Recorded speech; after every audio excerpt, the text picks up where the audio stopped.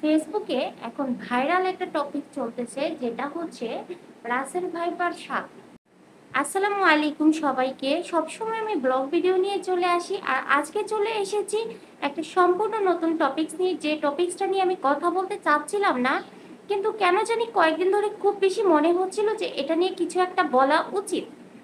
যাই হোক, আসল টপিকসটা বলি, সেটা হচ্ছে রাসেল ভাইপার সাপ।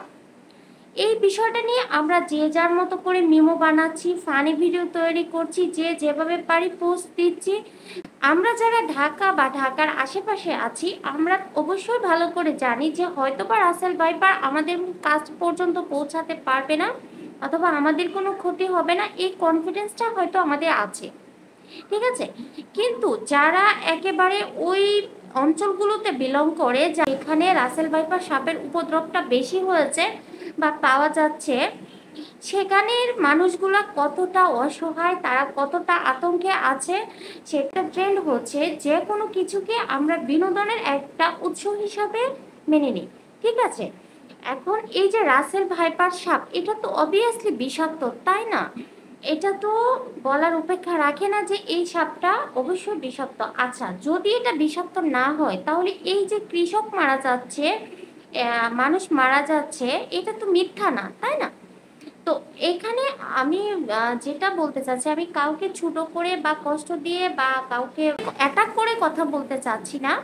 আমি বলতে চাচ্ছি যে এই যে আপনারা এইভাবে মিউ বানাচ্ছেন, দুষ্টামি হাস্যরস করছেন, এগুলো দয়া করে বন্ধ করেন। এই যে পদ্মার পাড়ে এত এত রাসেল ভাইপার পাওয়া যাচ্ছে, ওই এলাকায়ও আপনার এলাকার মতো ছোট বাচ্চা আছে, বৃদ্ধ লোক আছে, মা বাবা সবাই আছে। হ্যাঁ, তারা একটা আতঙ্কের মধ্যে দিন পার করছে।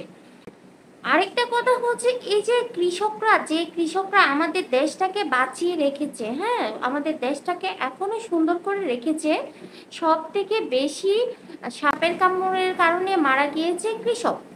হ্যাঁ, তাহলে আপনি কিভাবে এইটা নিয়ে হাসাহাসি করেন বা এটা নিয়ে কথা বলেন? সাথে ধরেন আপনি কখনোই এই সাপটাকে পাবেন না বা সাপটা আপনার কোনো ক্ষতি করবে না, আপনি শিওর আছেন। কিন্তু একটা সাপের কারণে যাদের ফ্যামিলি মেম্বার ক্ষতিগ্রস্ত হয়েছে একটা সাপের কারণে, কেবল তারাই বলতে পারবে যে এটার পেনটা কতটুকু। আপনি যখন এই ট্রলগুলো করবেন, অন্তত তাদের কথা একবার ভাববেন। ভাইপার সাপের পাশাপাশি আরেকটা কথা বলবো, কিছু মানুষ বন্যা নিয়েও মজা করছে। ঠিক আছে, এরকম দেখলাম যে এইচএসসি পরীক্ষার্থীদের জন্য বন্যা বন্ধ হয়ে যাওয়া উচিত ছিল। আমার ভিডিওতে যদি কেউ কষ্ট পেয়ে থাকেন, তাহলে আমি এক্সট্রিমলি সরি। সবাই যার যার থেকে ভালো থাকেন। আল্লাহ হাফিজ।